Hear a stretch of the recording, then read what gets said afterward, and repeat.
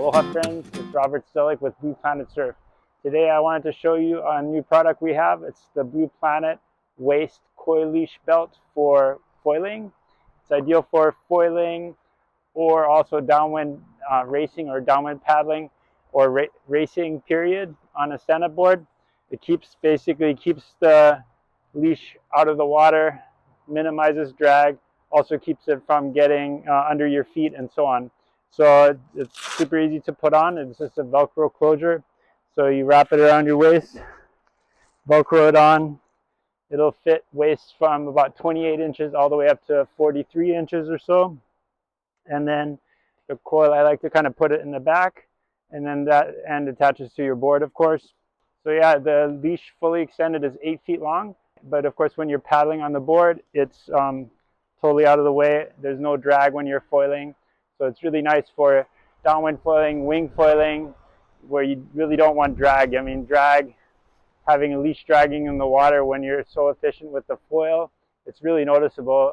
It makes a noticeable difference to have the leash dragging in the water. So I really like this coil leash for foiling or downwind paddling. It's a pretty thick coil. It's like the 8 millimeters, I think this is the diameter of the urethane. So it's thick and has a lot of springiness to it. But any coil leash, if it really gets stretched out to the max multiple times in big waves, like when your board gets dragged through the surf in big waves, eventually this leash will lose some of its springiness. So that's why we made it a thicker leash, so it'll hold up longer, keep its tension longer, even if you have a few wipeouts. But if you're going to use it in the surf all the time regularly, especially in bigger surf, I would recommend using a straight leash or one of our retracting belt leashes. So you can also attach your wing leash to this belt. So instead of putting the wing leash on your wrist like most people do, you can attach it to your belt. It's a little bit different when you're jiving or switching the sail around, but keeps your wrist free. It's easier to paddle prone if you have to paddle, and it's just like if you get dragged by a wave, it's also more comfortable to be dragged by the belt than pulled by an arm or something like that. So I prefer having the wing leash attached to the belt. Many of us do it that way. If you're using a coil leash for your board, I don't recommend using a coil leash for the wing as well, because if you have two coils that get wrapped around each other, it gets real messy and all tangled up and can be hard to untangle.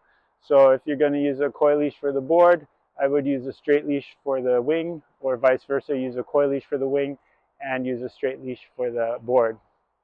So those are my recommendations. There's a link down below where you can find this waist belt at blueplanetsurf.com. Another thing I wanted to mention about the waist belt is that you can switch out the leash. So it just has like a little hex screw that you can use with a regular FCS fin key, or FCS or future fin key will work.